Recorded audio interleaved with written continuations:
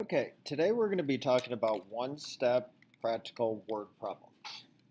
So what we're going to be doing is reading the word problem and deciding if it's an addition equation, subtraction equation, multiplication equation, or division equation. And once we do that, we're going to solve it. So here are the steps to solving a word problem. So the first thing we're going to do is read the problem. Okay, then we're going to underline key words. We're going to define the variable and write the equation. And then we're going to solve your equation. And last, analyze your answer. Does it make sense? Okay, and that's part of the checking process. Okay, so what we're going to do is we're going to read the problem. We're going to underline key Brennan words. Kestner, please report to the office. Brennan Kestner. Okay, after you withdraw $40 from your bank account, so underlined, withdraw $40 from your bank account. The remaining balance is $287. How much in your bank account? Okay, so what the question is asking for is how much is in our bank account to begin with. So B equals the bank account.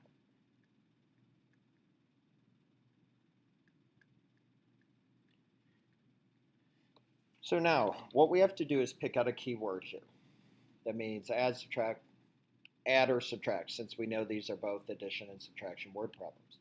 So I see the word withdraw, and the word withdraw means to subtract. So after you withdraw $40 from your bank account. So since I don't know how much is in the bank account, I'm going to write B minus 40. And it says the remaining balance is 287. So that's what the equation is going to equal. Okay, now, this should look very familiar. So we're going to circle our variable and set up the t. So the opposite of subtracting 40 would be adding 40 to both sides. The 40s, of course, are going to cancel because they equal 0. So b equals $327.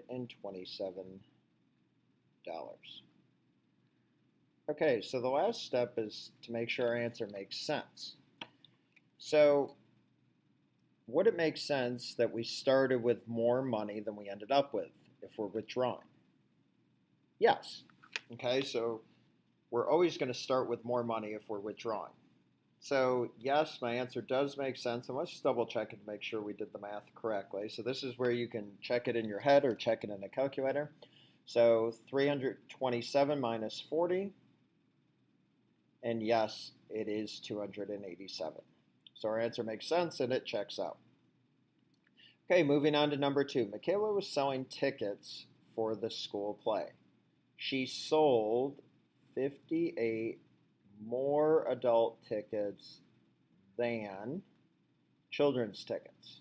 Notice I circled this because this is a switch around word. We see more than here, even though it's not right next to each other.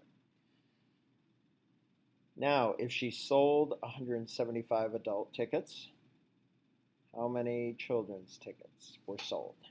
So, this question is asking for how many children's tickets were sold. So, C equals our children's tickets. Okay, now, as I look back through the problem, I'm going to look for a keyword that means add or subtract. So, we've already talked about it. More than is an addition word. Now, when I circled it, I said it was a switch around. So you got to think back to when we were writing expressions. Okay, we're going to switch the order. So it says 58 more adult tickets than children's tickets. So instead of 58 plus C, if it's a switch around word, we're going to write C plus 58.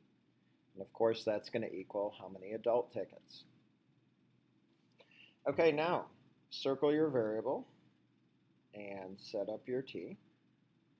And the opposite of adding 48 is subtracting 48. So the 58s are going to cancel because they equal 0. So C equals 175 minus 58, which is 117 tickets. Now, I need to read back through the problem and make sure my answer makes sense. So towards the beginning here, it said she sold 58 more adult tickets than children's tickets. So in looking back at my answer, adult tickets were 175, children tickets were 117. So it does appear, based on my answer, that she sold more adult tickets than children's tickets. So it makes sense. Now let's double check it. And I can check it in my head or in the calculator. 117 plus 58 is in fact 175. So it does check out. Okay, now problems 3 and 4. Now I know they're multiplication division word problems. So I'm going to try to pick out a key word. Now, there isn't really a keyword for this one. So I'm going to create a scenario that's maybe a little bit easier than this to think about. So if I went to the store and bought a $5 t-shirt and I wanted to buy 4 of them for my family, how much would I spend on those t-shirts? So I bought 5 t-shirts and they were each, I bought 4 $5 t-shirts. How much would that cost? If you said $20, you're correct. And you probably would have said that you multiplied 5 times 4.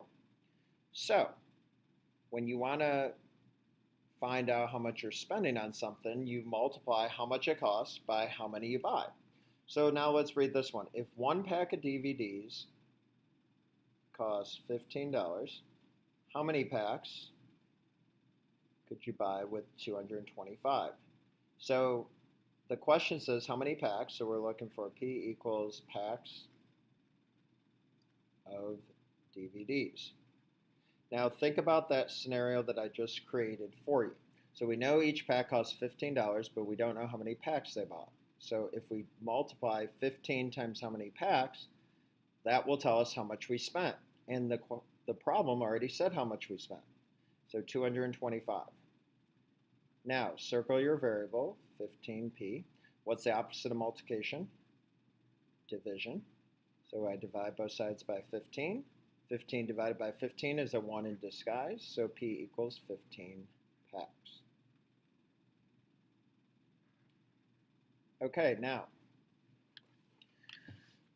let's double check to make sure our answer makes sense. So 1 pack of DVDs costs 15, so if I buy 15 of them, it would cost 225. So is 15 times 15 225? The answer is yes, they are. So our answer does make sense and does check out. Okay, number 4, there were 740 basketball tickets sold for the Wilson versus Riverheads basketball game. So underline 740 basketball tickets, which is, and I'm circling is, it's not a switch around word, but it does have meaning. Half the amount of tickets sold for the football game. So going back to the meaning of is, we know that that means equals. How many tickets were sold for the football game? So the question is asking for how many tickets were sold for the football game. So F equals football tickets. Okay, now I go back through the problem, and this time I do have a key set of words that means multiply. So it says half the amount of tickets sold. We know of means multiply. So half the tickets sold for the football game. And we already know that this number right here says 740 basketball tickets is. So that means the equation is going to equal 740. Okay, so we circle the variable, and there's 2 ways of looking at this. How many halves make a whole? Or what is the multiplicative inverse of 1/2? And we know the multiplicative of 1, inverse of 1/2 is 2 over 1. And what is 2 divided by 1? 2. So we can multiply both sides by 2, because anytime you multiply a number by its inverse, you get 1. So 2 times 1/2 is a 1 in disguise, so F equals 740 times 2, which is 1,480 tickets. Okay, now, on this page, I grouped addition, subtraction together, multiplication, and division together. Now, when we cover the next page, I'm going to be mixing them up. So we've got to be looking for keywords that mean add, subtract, multiply, or divide. So let's look at number 5. It says, Dante earned $18 in tips on Wednesday. This was, meaning this number, draw an arrow. Okay? And that means equals. It's saying this number right here was, meaning this number equals 3 times the amount he earned on Tuesday. How much did Dante earn on Tuesday? So the question is asking me for how much did Dante earn on Tuesday? So T equals amount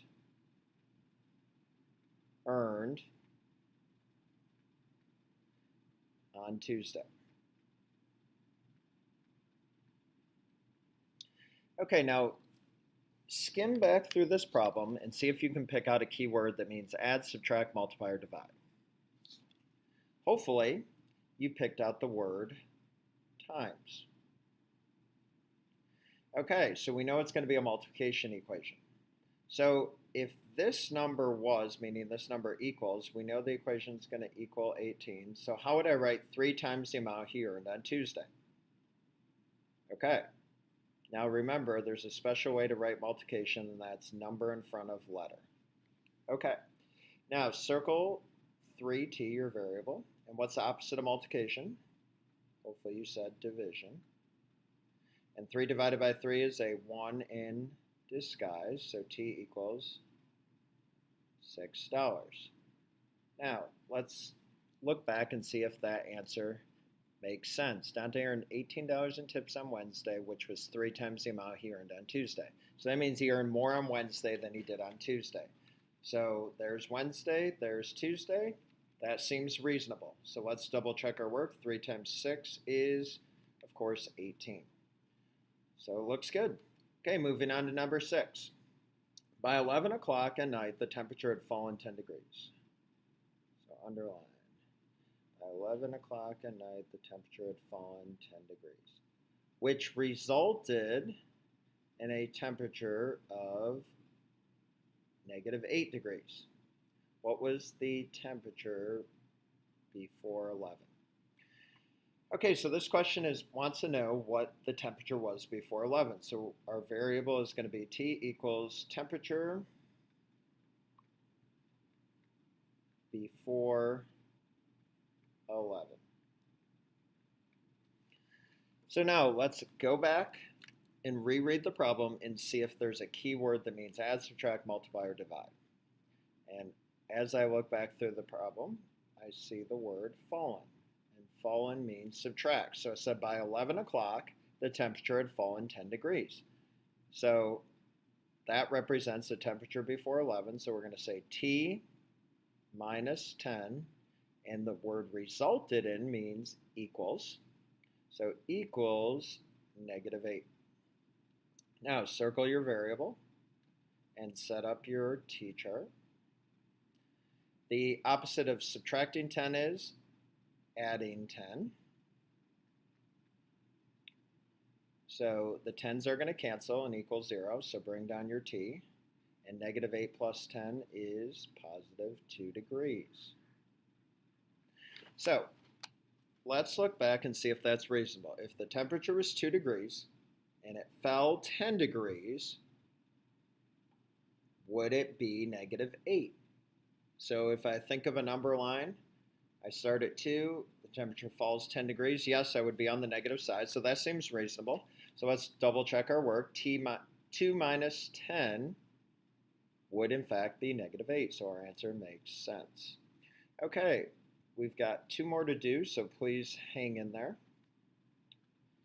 Okay, in 1997, the minimum wage was increased by 40 cents for a total of $5.15.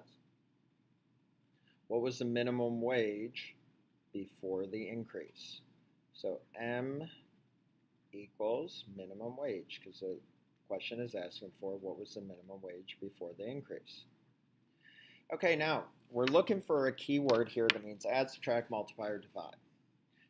And I see a keyword right here, and that's increased by, and we learned that that means to add. So if the minimum wage was increased, we're going to say M plus 40 cents, and that equaled a total of $5.15. So that's what our equation is going to equal. Okay, so circle the variable and set up your t-chart. And the opposite of adding 40 cents would be subtracting 40 cents. Okay, the 40 cents are going to cancel and equal 0, so bring down your M. And $5.15 minus 40 cents would, of course, be $4.75. So let's look and see if that makes sense. If we increase the minimum wage, which was $4.75 by 40 cents, would $5.15 be a reasonable answer? Okay, yeah, because if the minimum wage increased, then the total should be higher than the minimum wage. Now let's double check our work. $4.75 plus 40 cents, would that equal $5.15? The answer is yes, it would.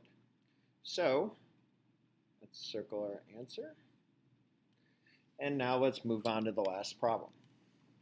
The waitress at a restaurant brought over the total bill for a dinner. 8 people ate dinner that night and decided to divide the bill evenly. If each person chips in $16.50, what was the amount of the total bill? Now, see if you can scroll through, skim the problem, and see if you can find a keyword that tells us what the equation is going to be. Add, subtract, multiply, or divide. Okay, if you said divide, you're correct. It said divide the bill evenly. So if we're dividing the bill evenly, okay, then we're going to need to set up a division equation. So the question says, what was the amount of the total bill? So T equals total bill.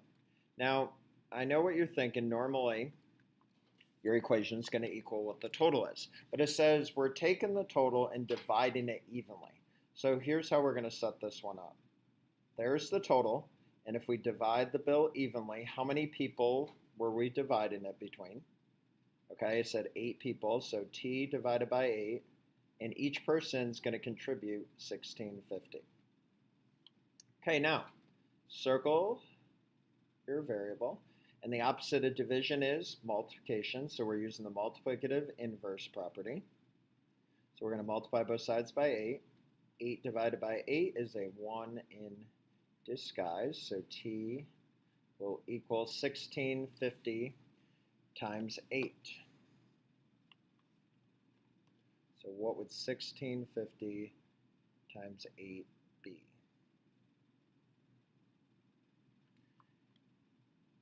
If you said 132, you are correct. Now, let's go ahead and see if our answer makes sense. So would it be reasonable that the total bill was $132? We divided it between 8 people, and each person's going to pay less than the total bill. So would that make sense? And the answer is yes. So let's go ahead and double check to make sure we did the math correct. So 132 divided by 8 is in fact $16.50. So we know we did it correct. Our answer is $132. So this concludes our notes on one-step practical problems involving adding, subtracting, multiplying, and dividing. I hope you enjoyed the video. If you have any questions, please let me know, and I hope you have a great day.